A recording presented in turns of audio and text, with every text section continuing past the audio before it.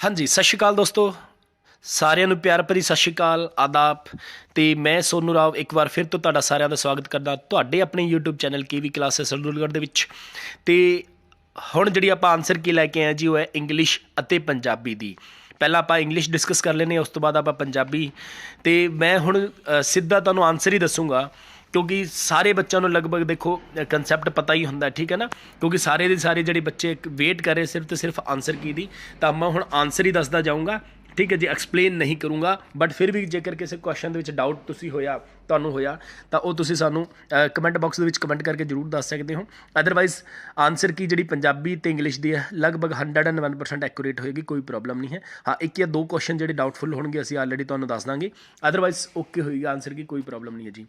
ਤਾਂ ਪਹਿਲਾ ਜਿਹੜਾ ਹੈ ਪਹਿਲੇ 61 ਦਾ, ਹੁਣ ਤੁਹਾਡੇ ਕੋਲ ਜਿਹੜਾ ਵੀ ਸੈੱਟ ਹੈ ਕੋਈ ਦਿੱਕਤ ਨਹੀਂ ਹੈ, ਤੁਸੀਂ ਉਸ ਦੇ ਅਕੋਰਡਿੰਗ ਚੈੱਕ ਕਰ ਸਕਦੇ ਹੋ। ਵਿਚ of the following statement incorrect about language.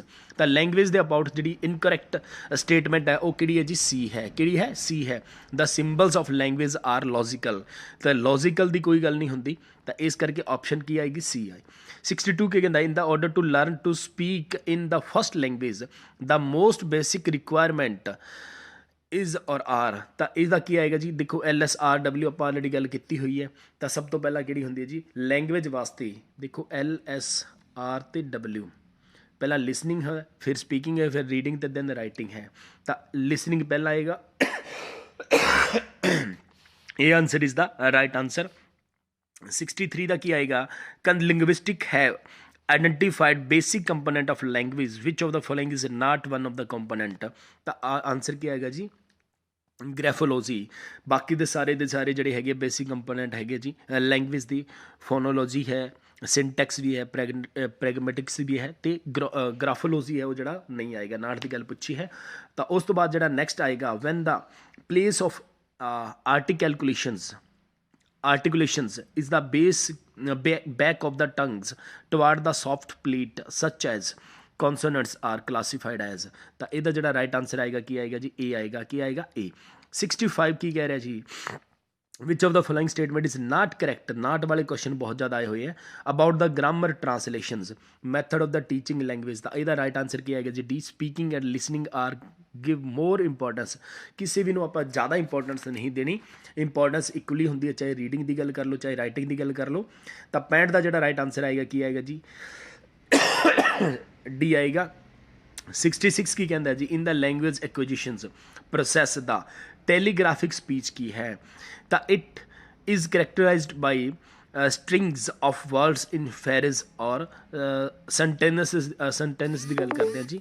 ਕਿਉਂਕਿ ਐਕੁਇਜੀਸ਼ਨਸ ਜਿਹੜੀ ਹੈਗੀ ਆਪਾਂ ਜਿਹੜੇ ਛੋਟੇ ਹੁੰਦਿਆਂ ਦੀ ਗੱਲ ਕਰ ਰਹੇ ਜੀ, ਜਿਹੜਾ ਬੱਚਾ ਆਪਣੇ ਐਟਮੋਸਫੀਅਰ ਤੋਂ ਐਕਵਾਇਰ ਕਰਦਾ ਉਹਦੀ ਗੱਲ ਕੀਤੀ ਹੈ। ਤਾਂ ਇਹਦਾ ਜਿਹੜਾ ਰਾਈਟ ਆਨਸਰ ਕੀ ਆਏਗਾ? ਬੀ ਆਏਗਾ ਜੀ।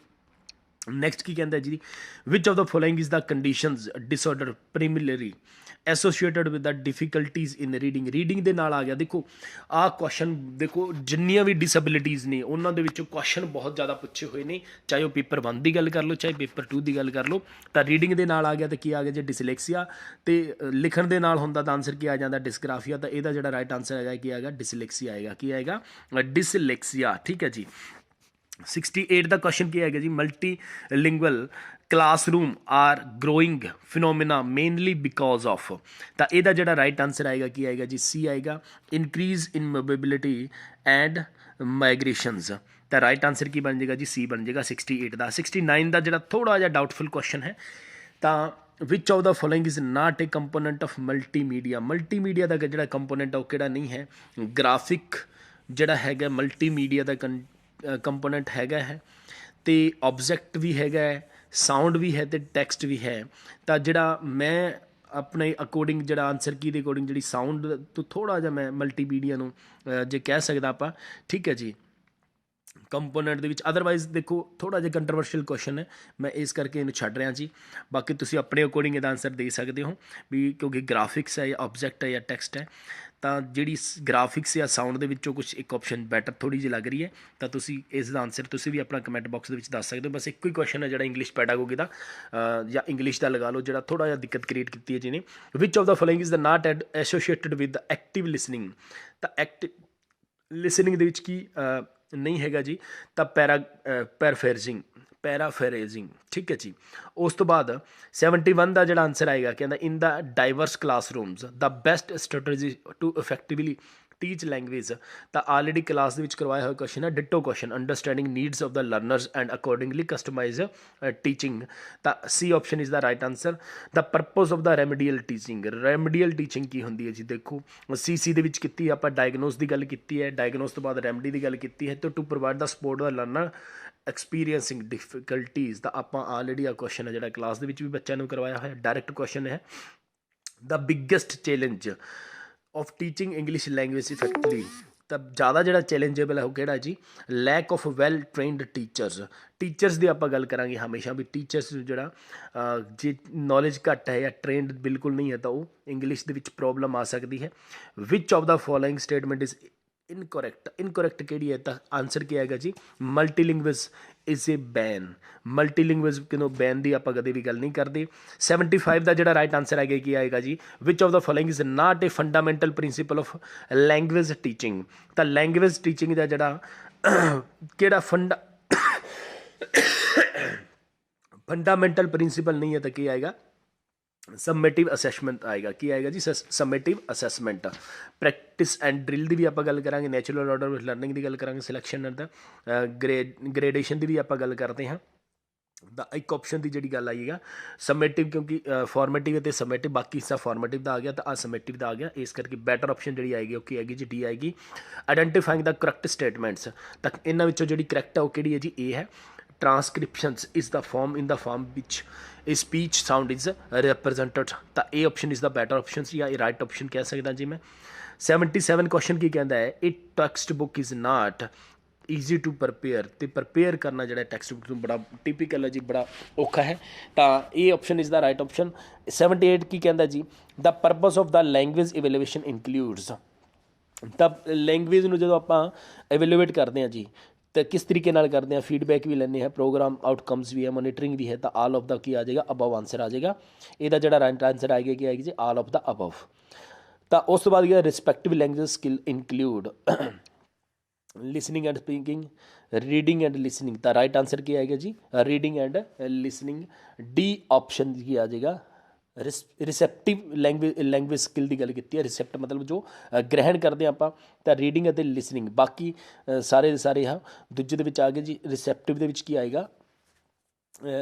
ਰੀਡਿੰਗ ਐਂਡ ਲਿਸਨਿੰਗ ਆਏਗਾ। ਤਾਂ 79 ਦਾ ਇਜ਼ ਰਾਈਟ ਆਨਸਰ ਕੀ ਆ ਜਾਏਗਾ ਜੀ? 78 option is the D option is the right answer. Organs of the speech do not includes. ਤਾਂ ਔਰਗਨਸ ਕਿਹੜੇ ਕਿਹੜੇ ਔਰਗਨ ਹੈ ਜਿਹੜੇ ਸਪੀਚ ਦੇ ਵਿੱਚ ਨਹੀਂ ਇਨਕਲੂਡ ਹੈ? ਤਾਂ ਇਹਦਾ ਜਿਹੜਾ ਰਾਈਟ ਆਨਸਰ ਆਏਗਾ ਕੀ ਆਏਗਾ ਜੀ? ਬੀ ਆਏਗਾ, ਇਰਿਕਸ। ਉਸ ਤੋਂ ਬਾਅਦ ਜਿਹੜਾ ਪੈਰਾ ਆ ਗਿਆ ਜੀ, ਪੈਰੇ ਦੇ ਵਿੱਚੋਂ ਆਨਸਰ ਦੇਣੇ ਸੀਗੇ।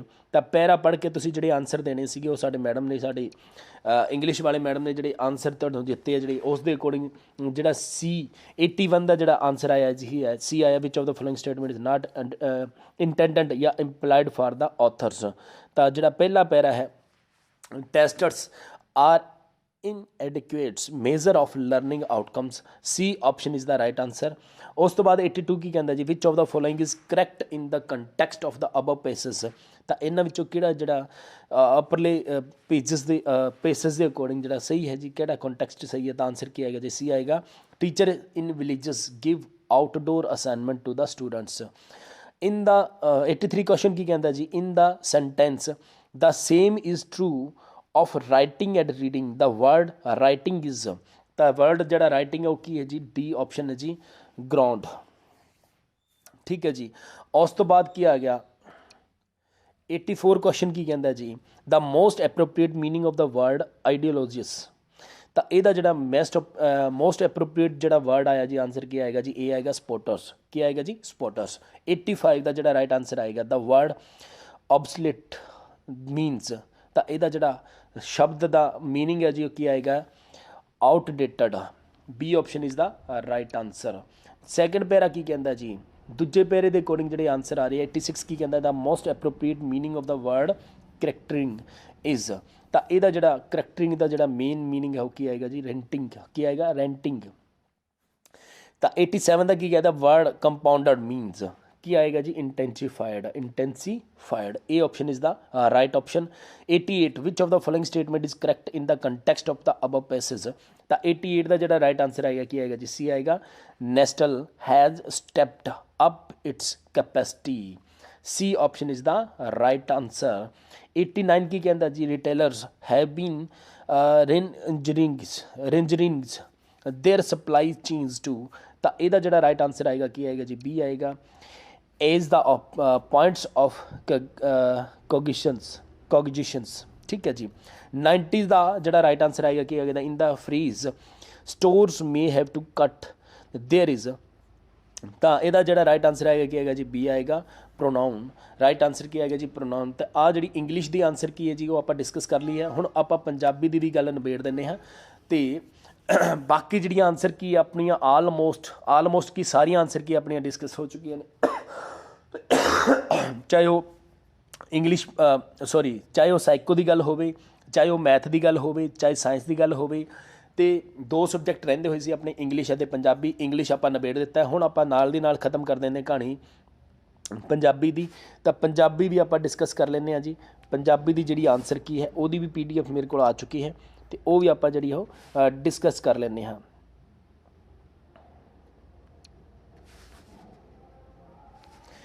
चलो जी पहले का जड़ा रहमत खुश है 31वां क्वेश्चन है जी मेरे को जड़ा है।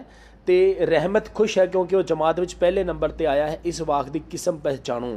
तो आ किहड़ा वाक है जी, आ जड़ा वाक है जी वो मिशरत वाक है। किहड़ा वाक है जी मिशरत वाक है, मिशरत वाक है जी हाँ।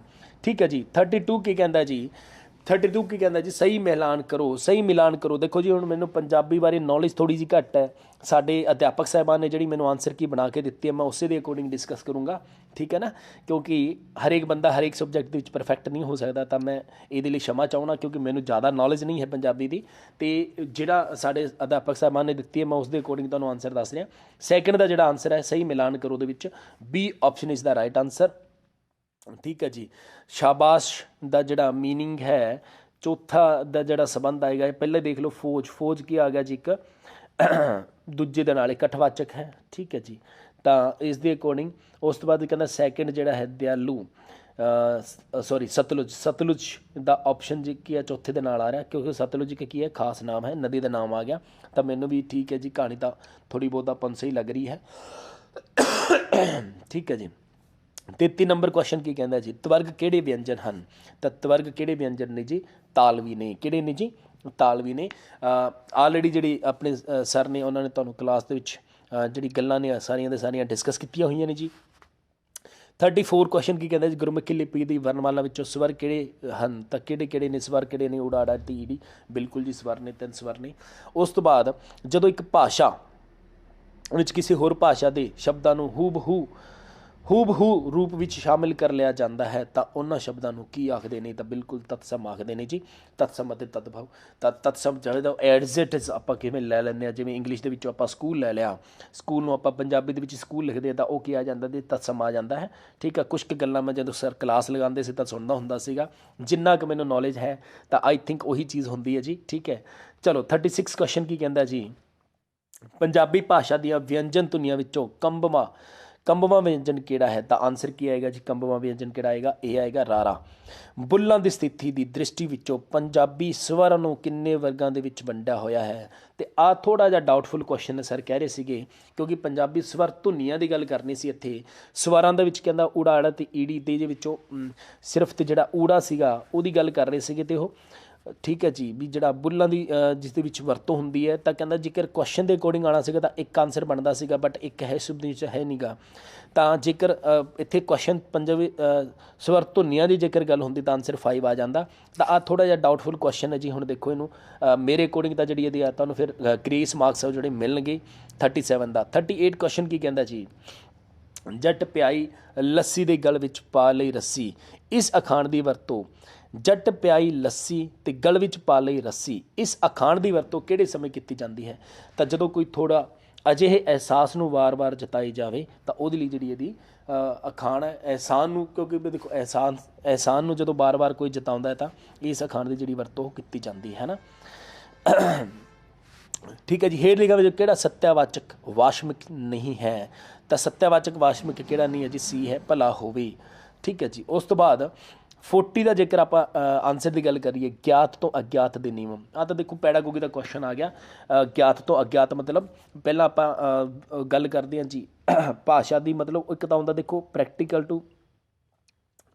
ਟੂ ਥਿਊਰੀ ਮਤਲਬ ਜਿਹਨੂੰ ਆਪਾਂ ਗੱਲ ਕਰ ਲੈਂਦੇ ਹਾਂ ਜੀ ਭਾਸ਼ਾਈ ਅਤੇ ਭਾਸ਼ਾਈ ਦੇ ਵਿੱਚ ਮੰਨ ਲਓ ਕੀ ਹੈ, ਪਹਿਲਾਂ ਪ੍ਰੈਕਟੀਕਲ ਦੇ ਦਿਨ ਬੱਚੇ ਨੂੰ ਪ੍ਰੈਕਟੀਕਲ ਤੋਂ ਬਾਅਦ ਕੀ ਸਿਖਾਇਆ ਜਾਂਦਾ ਹੈ, ਥਿਊਰੀ ਦੱਸੀ ਜਾਂਦੀ ਹੈ। ਤਾਂ ਉਹਦਾ ਕੀ ਆ ਜਾਂਦਾ ਜੀ, ਜਿਹਨੂੰ ਰੂਲਸ ਕਹਿ ਦਿੰਦੇ ਆਪਾਂ, ਪ੍ਰੈਕਟੀਕਲ ਟੂ ਰੂਲਸ। ਅਤੇ ਉਹ ਕੀ ਆਉਂਦਾ ਇੰਡਕਟਿਵ, ਜਿਹਨੂੰ ਆਪਾਂ ਆਗਮਨ ਵਿਧੀ, ਠੀਕ ਹੈ, ਨਿਗਮਨ ਵਿਧੀ ਡਿਡਕਟਿਵ ਆ ਗਿਆ ਜੀ। ਪੰਜਾਬੀ ਦੇ ਵਿੱਚ ਥੋੜ੍ਹਾ ਜਿਹਾ ਮੇਰਾ ਹੱਥ ਤੰਗ ਹੈ, ਤਾਂ ਇਸ ਕਰਕੇ ਇਹਦਾ ਜਿਹੜਾ ਰਾਈਟ ਆਨਸਰ ਆਏਗਾ ਕੀ ਆਏਗਾ, ਆਗਮਨ ਵਿਧੀ ਆਏਗਾ। ਠੀਕ ਹੈ ਜੀ। ਉਸ ਤੋਂ ਬਾਅਦ ਕੀ ਆ ਗਿਆ ਜੀ ਨੈਕਸਟ, ਭਾਸ਼ਾ ਸਿੱਖਿਆ ਦਾ ਸਭ ਤੋਂ ਪਹਿਲਾ ਪੜਾਅ ਕਿਹੜਾ ਹੈ, ਸੁਣਨਾ ਅਤੇ ਸਮਝਣਾ। ਬਿਲਕੁਲ ਜੀ, ਉਹੀ LSRW ਜਿਹੜਾ ਇੰਗਲਿਸ਼ ਪੈਡਾਗੋਗੀ ਦੇ ਵਿੱਚ ਆਪਾਂ ਗੱਲ ਕੀਤੀ ਹੈ।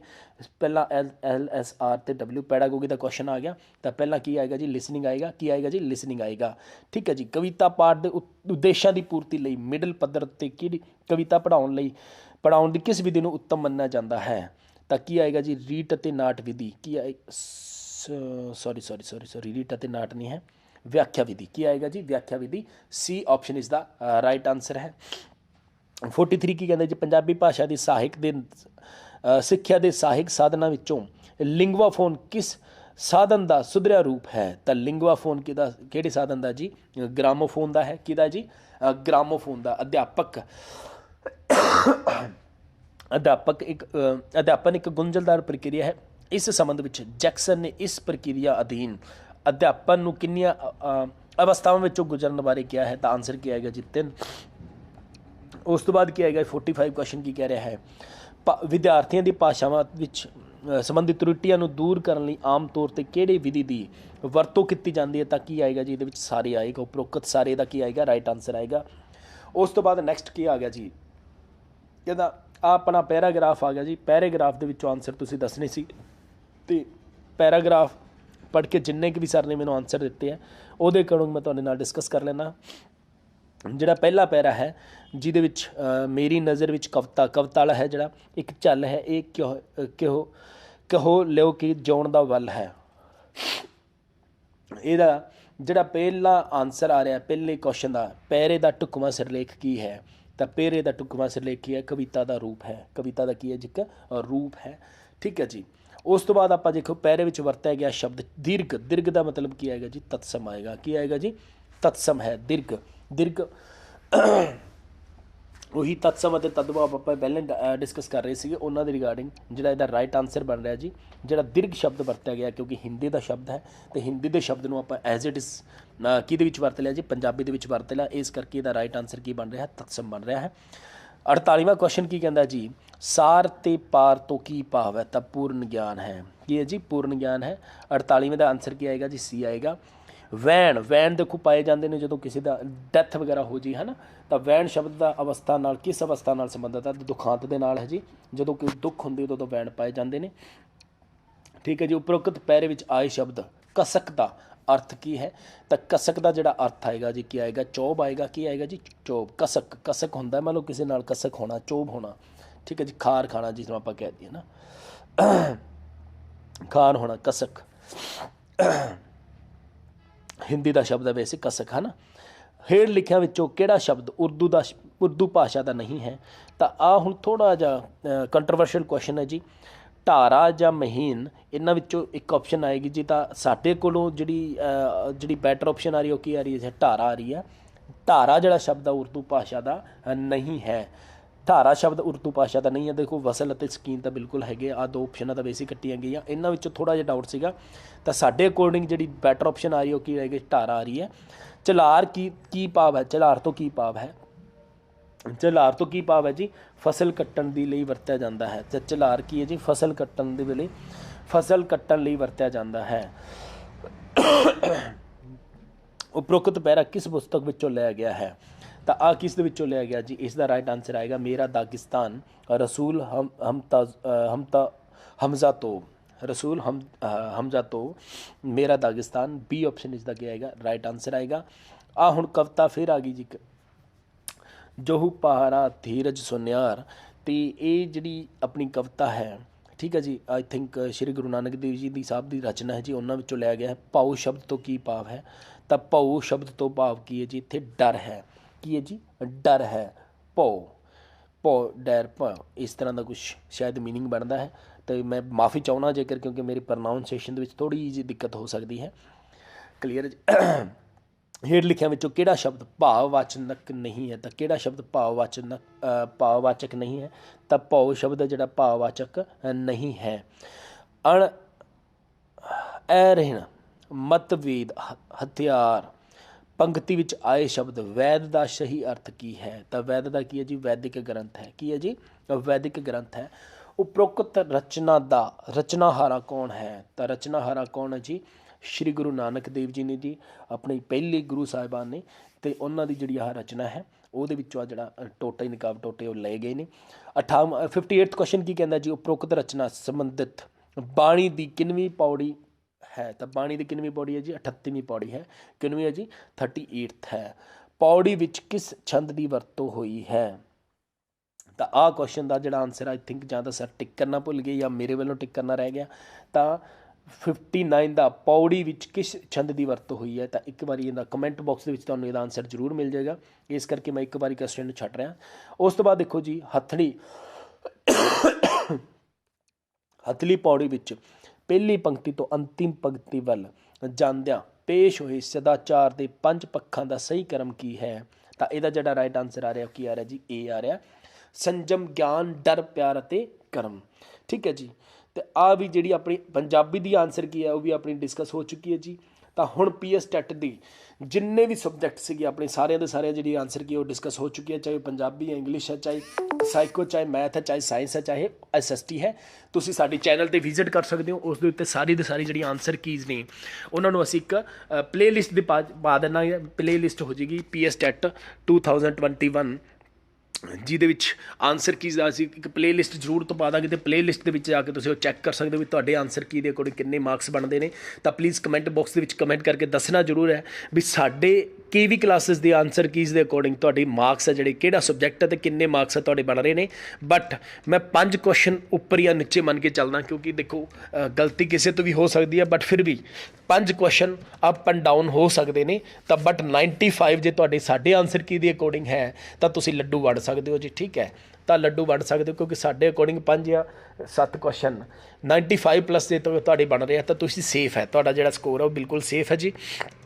ਬਾਕੀ ਇੱਕ ਇਨਫੋਰਮੇਸ਼ਨ ਹੋਰ ਦੇ ਦਿੰਦਾ ਜੀ ਮੈਂ, ਸਾਡੇ KV ਕਲਾਸਿਸ ਦੇ ਵਿੱਚ ਮਾਸਟਰ ਕਿਡਰ ਦੇ ਜਿਹੜੇ ਬੈਚ ਆ ਉਹ ਵੀ ਸ਼ੁਰੂ ਹੋ ਚੁੱਕੇ ਨੇ। ਤਾਂ ਤੁਸੀਂ ਮਾਸਟਰ ਕਿਡਰ ਦੇ ਜੇਕਰ ਬੈਚ ਜੁਆਇਨ ਕਰਨਾ ਚਾਹੁੰਦੇ ਤਾਂ ਮੰਡੇ ਤੋਂ ਸਾਡੀ ਅਕੈਡਮੀ ਵਿਜ਼ਿਟ ਕਰ ਸਕਦੇ ਹੋ, ਕਿਉਂਕਿ ਸਮਾਂ ਬੜਾ ਘੱਟ ਹੈ ਅਤੇ ਸਿਲੇਬਸ ਬਹੁਤ ਜ਼ਿਆਦਾ ਹੁੰਦਾ ਹੈ।